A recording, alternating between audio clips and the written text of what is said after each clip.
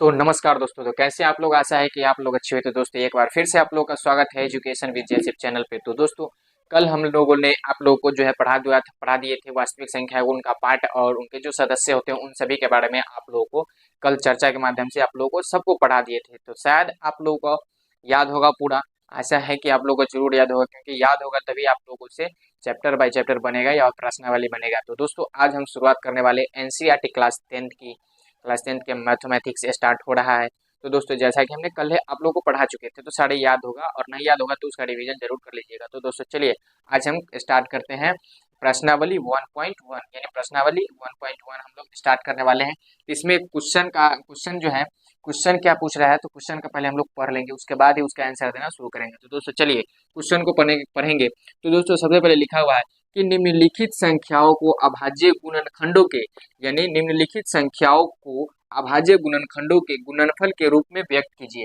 निम्नलिखित संख्याओं को अभाज्य गुणनखंडों के गुणनफल के रूप में व्यक्त करना है। क्या करना है, एक बार फिर से पढ़ लीजिए। देखिए, निम्नलिखित संख्याओं को अभाज्य गुणनखंडों के गुणनफल के रूप में व्यक्त कीजिए।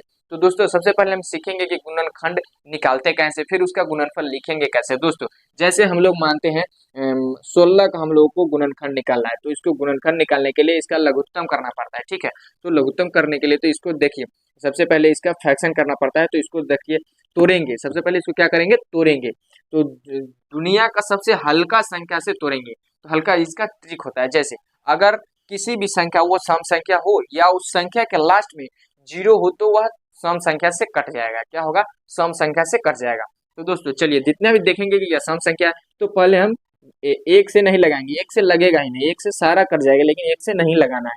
तो सबसे पहले हमको क्या लगाना है, देखेंगे ये दू से कट जाएगा, तो दू से लगाना है। दू से लगाने कितना बार कटेगा, 8 दूना हो जाएगा 16। फिर दू से लगाएंगे तो 4 दूना हो जाएगा 8। उसके बाद फिर दू से लगेगा तो दू एकम हो जाएगा, दू दूना दू, दू दूना 4 हो जाएगा। फिर एक बार दू से लगाएंगे तो 1 आ जाएगा। ठीक है, इसका देखेंगे, इसका जो है गुणनफल होगा। देखिए इसका जो हो गया गुणनखंड, यानी 16 का जो गुणनखंड हो गया, क्या हो गया, 16 का गुणनखंड हो गया 2 गुने 2 गुने 2 गुने 2 गुने 1। ठीक है, 16 का गुणनखंड कितना हो गया, 2 गुने 2 गुने 2 गुने 1। क्या है, 16 का गुणनखंड 2 गुने 2 गुने 2 गुने 1 हो गया। ठीक है, और इसका अगर क्वेश्चन कह रहा है कि गुणनखंडों के गुणनफल के रूप में, क्या है, गुणनखंडों के गुणनफल के रूप में व्यक्त करना है। तो इसको कैसे करेंगे, देखिए गुणनखंडों के, अब इसको जो है गुणनफल के रूप में व्यक्त करेंगे। क्या करेंगे, गुणनफल के रूप में। गुणनफल के रूप का मतलब हुआ कि आपका जो 2 है वो कितनी बार आया हुआ है, 2 की जो संख्या यानी घात है वो कितनी, मतलब 2 जो है इसमें कई बार आया हुआ है। 2 जो है 4 बार आया हुआ है। तो 2 अगर 4 बार आया हुआ है, 4 बार आया हुआ है, तो इसको 2 लिखेंगे और इसका पावर यानी घात 2 का घात 4 लिख देंगे। ठीक है, 2 का घात 4 लिख देंगे। और एक ही बार है तो इसको 1 लिख देंगे। क्या लिख देंगे, 1 लिख देंगे। ठीक है, 1 लिख देंगे। इसका जो है ये हो गया आपका आंसर। ठीक है, इतना ही, इस सारा क्वेश्चन को जो है इतना ही करके देना है। क्या करना है, इतना ही निकाल के इतना ही बनाकर देना है। तो दोस्तों हमको सबसे पहले करना होता है कि ये इसको जो है फ्रैक्शन, इसको तोड़ेंगे, छोटी छोटी संख्याओं में तोड़ लेंगे। ठीक है, छोटी छोटी संख्याओं में तोड़ लेंगे। उसके बाद उसका घात देखेंगे कि कौन संख्या कितना बार आया है, इसको लिखेंगे। तो चलिए दोस्तों करते हैं स्टार्ट क्वेश्चन से, डायरेक्ट क्वेश्चन बनाते हैं। तो आप लोगों को समझा चुके हैं कि निकालना कैसे है, तो आप लोग समझ गए हैं, आशा है कि समझ गए होंगे। तो दोस्तों चलिए वीडियो को करते हैं स्टार्ट, सीधा अब क्वेश्चन पे आते हैं। तो सबसे पहले पहला क्वेश्चन है। ठीक है, पहला क्वेश्चन है, तो इसको हल लिख कर और इसको बनाएंगे। क्या करेंगे, इसको बनाएंगे। क्या करेंगे, इसको बनाएंगे। क्वेश्चन 1 का आंसर लिखेंगे। ठीक है, इसको बनाएंगे। तो 140 का हम लोग इधर साइड में 140 को हम लोग पहले तोड़ लेंगे। क्या करेंगे, इसको जो है इसको तोड़ लेंगे। अब देखिए लास्ट में 0 है, जैसा कि हमने बताया था आपको कि अगर लास्ट किसी भी संख्या के लास्ट में 0 हो या सम संख्या हो तो वह सम संख्या से विभाजित हो जाएगा। ठीक है, क्या है, सम संख्या से विभाजित हो जाएगा। तो चलिए हम पहले 2 से लगाएंगे। ठीक है, कितना से लगाएंगे, 2 से। तो कितना मरतब में लगेगा, 2, 7 दूना हो जाएगा 14, बच गया 0, तो 0 को 0 यहाँ उतार देंगे। फिर 0 आ गया, इसका मतलब फिर सम संख्या से लगेगा। तो फिर 2 से लगाएंगे। क्या से लगाएंगे, 2 से लगाएंगे। तो फिर 2 से देखते हैं, 2 तिहाई हो जाएगा 6, और इसका 1 बच गया, 2 तिहाई 6, ये 6 से 6 खत्म, तो 1 बच गया, हो गया 10। तो दो पंचे हो गया 10। ठीक है, अब देखिए, अब यहाँ पे विषम संख्या आ गया। विषम संख्या आ गया, इसका मतलब है कि विषम संख्या से लगेगा। एक और ट्रिक है, जैसे देख लीजिए 5 3 8, पाँच तीन आठ हो गया, आठ क्या तीन के संख्या में लगता है, नहीं ना लगता है। तो अगर इसका गुणज तीन से कट जाए तो यानी समझ जाइएगा कि तीन तीन से लग जाएगा, तीन से कट जाएगा, यानी इसका गुणनखंड तीन आ जाएगा, ठीक है। लेकिन यहाँ पे विषम संख्या है तो तीन से देखेंगे लगेगा, तीन से नहीं लगेगा। फिर अगला विषम संख्या देखेंगे पाँच, पाँच से लगेगा कि नहीं, हाँ पाँच से लग जाएगा, क्या है पाँच से लग जाएगा, तो पाँच से लगाएंगे हो जाएगा सात पचे 35, क्या होगा सात पचे 35। उसके बाद देखेंगे अगला, देखिए अगला आप किसी से नहीं लगेगा, डायरेक्ट सात से लगेगा, तो इसका हो जाएगा एक, ठीक है, इसका हो जाएगा एक। तो अब इसका जो है गुणनखंड, इसका गुणनखंड आ गया इस प्रकार से, इसका जो है गुणनखंड देख लीजिए कैसे आ गया, एक दो गुने पाँच गुने सात गुने एक, ठीक है, इसका इतना आ गया गुणनखंड, ठीक है।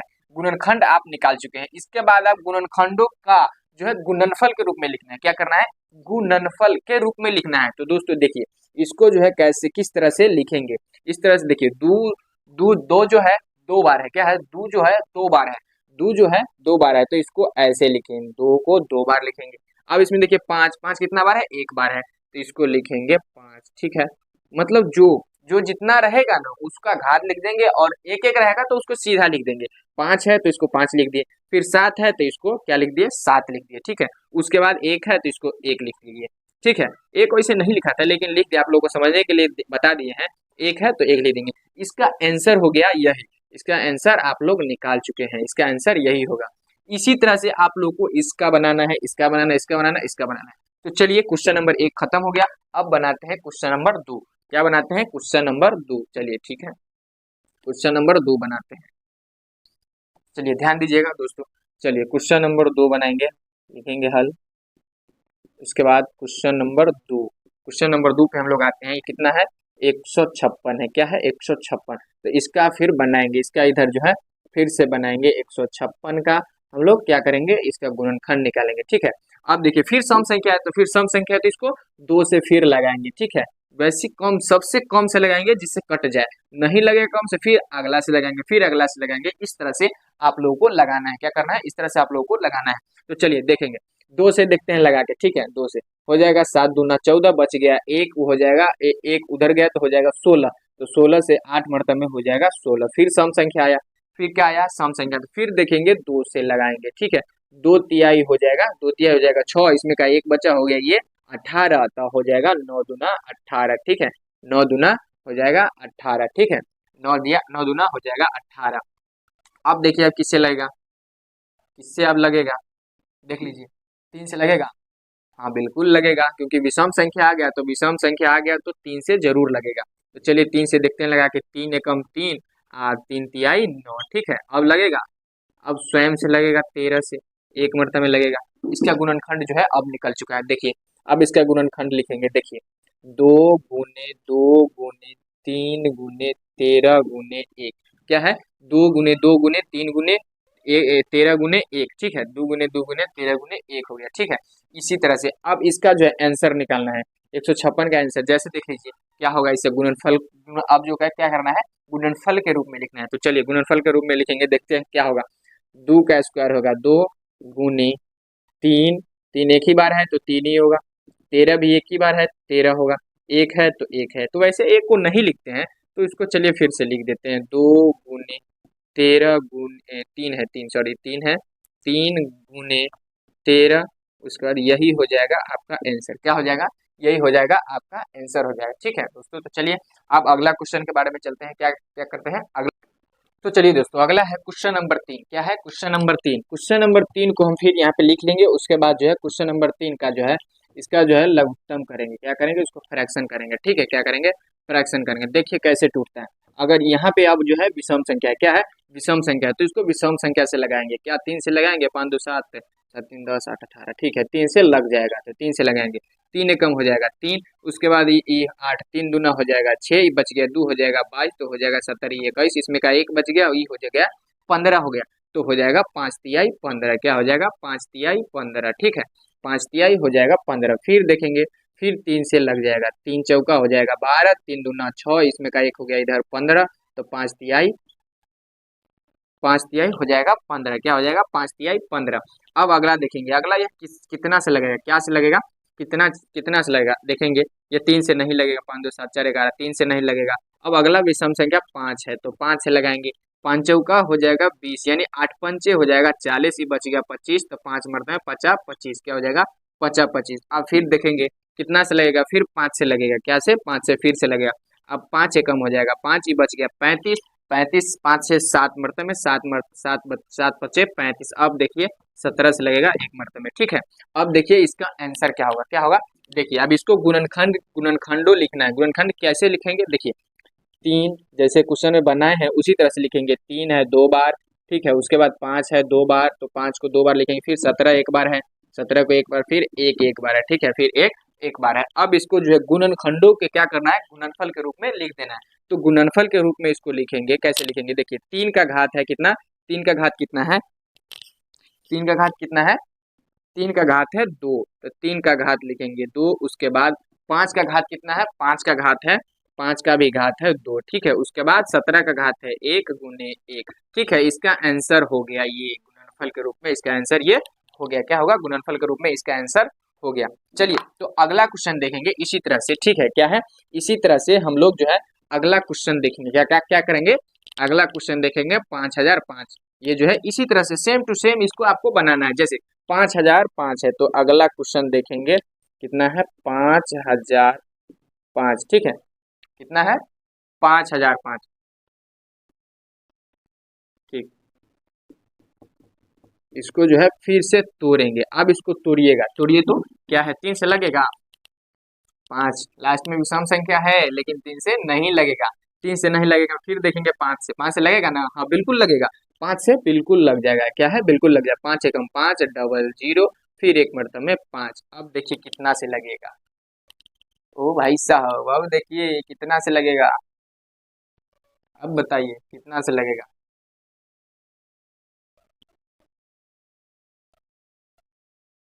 5 से लगेगा, नहीं ना लगेगा। अब देखेंगे 7 से लगा के, क्या से 7 से लगा के, तो हो जाएगा 7, एक मरतब में 7, तो ये हो जाएगा 7 7, तो 10 में से 30 हो जाएगा, 7 चौक 28, 28 फिर बच गया 2, तो 2 से एक ही हो गया 21, तो 70 7 3 7 तिहाई 21, सबका 7 14 और 7 तिहाई 21, यानी 3 मरतब में ये 21 हो गया, क्या हो गया 21 हो गया। अब बताइए ये कितना से लगेगा, अब यह कितना से लगेगा देखिए।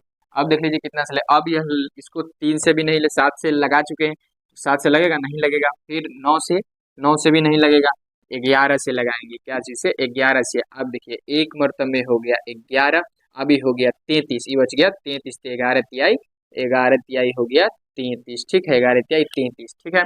अब नहीं लगने वाला, अब 13 से लगेगा, ठीक है।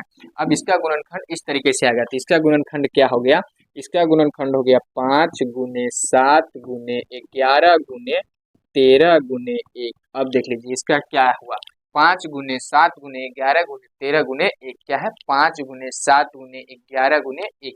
अब इसको जो है गुणनखंड को गुणनफल के रूप में लिख देना है। अब इसमें कोई घात है ही नहीं, डबल डबल, यानी 2 बार कोई ऐसा संख्या ही नहीं है जो 2 बार आया है, तो इसको सेम टू सेम ऐसे ही निकाल देंगे या उसको वैसे ही छोड़ देंगे, फिर भी उसका आंसर आ जाएगा, फिर भी उसका आंसर वही होगा। तो इसका आंसर हो गया यही, ठीक है, इसका आंसर क्या हो गया, इसका आंसर यही हो गया। तो चलिए दोस्तों अब देखेंगे अगला क्वेश्चन, क्या देखेंगे अगला क्वेश्चन। तो चलिए दोस्तों आपका अगला क्वेश्चन इस प्रकार है, कौन सा क्वेश्चन है, लास्ट क्वेश्चन है, अगला क्वेश्चन लास्ट है जो है 7429, कितना है 7429 है, ठीक है, और 29 यानी 7429। इसको अब जो है इसका भी गुणनखंड करेंगे 7429, ठीक है, इसका भी जो है गुणनखंड करेंगे, क्या करेंगे गुणनखंड करेंगे। 7429 है, इसका आप लगा के देखिए, 2 से लगेगा 3 से लगेगा, 2 से तो नहीं लगेगा क्योंकि विषम संख्या है, तो विषम संख्या 2 से लगेगा ही नहीं। 3 से लगा के देखिए, 3 से लगेगा नहीं लगेगा। 4 से लगा के देखिए, 4 से लगेगा नहीं लगेगा। फिर 5 से लगा के देखिए, विषम संख्या है तो केवल और केवल विषम संख्या से ही लगेगा, किससे लगेगा विषम संख्या से लगेगा।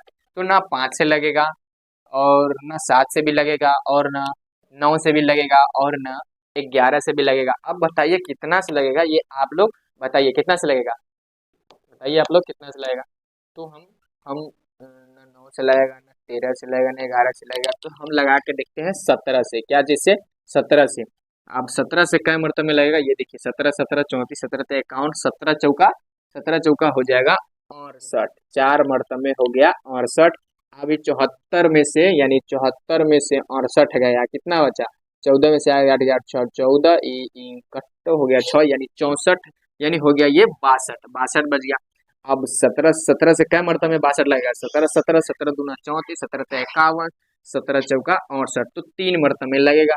17 क्या ये 51, अब 51 62 में से 51 गया, कितना? 62 में से 51 चला गया, तो 2 में से 62 में से 51 100 हो जाएगा, कितना? 2 में से 1 गया तो 1, और 6 में से 5 गया तो 1 ही बच गया, 119, 119 बच गया, कितना बच गया? 119, कितना हो गया? 119, 119 बच गया। अब बताइए 17 सत्ते 119, 17 सत्ते 119 लगेगा कि नहीं? लग जाना चाहिए, क्योंकि 119 111 वो हो गया और 9 ये, तो 11 ये और 9 तो हो गया कितना? 100, 100 हो गया 19, कितना हो गया? 119। तो अब 169 के पहाड़ा में कितना मरतबे में आता है 119? बताइए, बताइए कितना का पहाड़ा में आता है 119? 17 के पहाड़ा में कितना मरतबे में आता है, यानी क्या मरतबे में कट जाएगा? जैसे 17 का पहाड़ा 17 सत्ते 119, यानी 17 से 7 मरतबे में यह लग जाएगा। कितना मरतबे में लग जाएगा? 7 मरतबे में। 17 सत्ते 119 हो गया, बात खत्म। क्या हो गया? बात खत्म, यानी 17 से लग चुका है। कितना लग चुका है? 17 से लग चुका है। अब कितना से लगाएंगे? अब इसको देखते हैं कितना से लगेगा।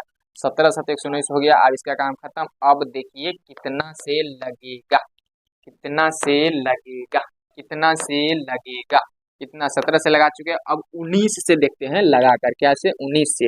19 19 का 19 19 दूनी 38, 19 दूना हो जाएगा 38, 38। अब 43 में से 38 गया, 38 में से 43 में से जैसे मान लीजिए 38 गया, तो 13 में से 8 गया, तो 8 5 13 ही कट गया, हो जाएगा 57। अब 19 से 57 कितना मरतबे में आएगा? 19 दूना 38 और 19 तिहाई क्या हो जाएगा? 19 तिहाई हो जाएगा 57। क्या हो जाएगा? 19 तिहाई कितना हो जाएगा? 19 तिहाई हो जाएगा 57। तो यानी 3 मरतबे में ये लग गया, 19 तिहाई 57 हो जाएगा। कितना हो जाएगा? 19 तिहाई 57। चलिए, तो अगला आप देख लीजिए, अब यह लगने वाला ही नहीं है, 1 मरतबे में लग गया। तो चलिए अब इसका जो है गुणनखंड लिख देंगे यहाँ पे, 17 गुने 19 गुने 23 गुने 1, ठीक है। 17 गुने 19 गुने 23 गुने 1 क्या है? 17 गुने 19 गुने 23 गुने 1। तो इसी प्रकार से हम लोग देखेंगे इसका गुणनखंड का कोई जो है ना डबल बार रिपीट हुआ ही नहीं है, ऐसा कोई संख्या जिसको हम नहीं लिखेंगे। रिपीट हुआ ही नहीं है, ऐसा कोई संख्या है जो 2 बार लिखा नहीं है, तो इसको सिंपल यहाँ पर लिख देंगे, या नहीं भी लिखेंगे तो भी वह चल जाएगा। क्या होगा? तो भी वह चल जाएगा। इसका आंसर हो जाएगा यही।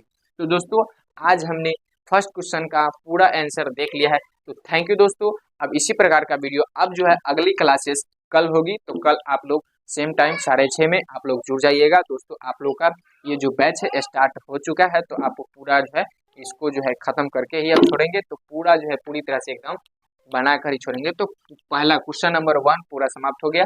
अब क्वेश्चन नंबर 2 कल देखेंगे, ठीक है। Thank you, bye bye, take care.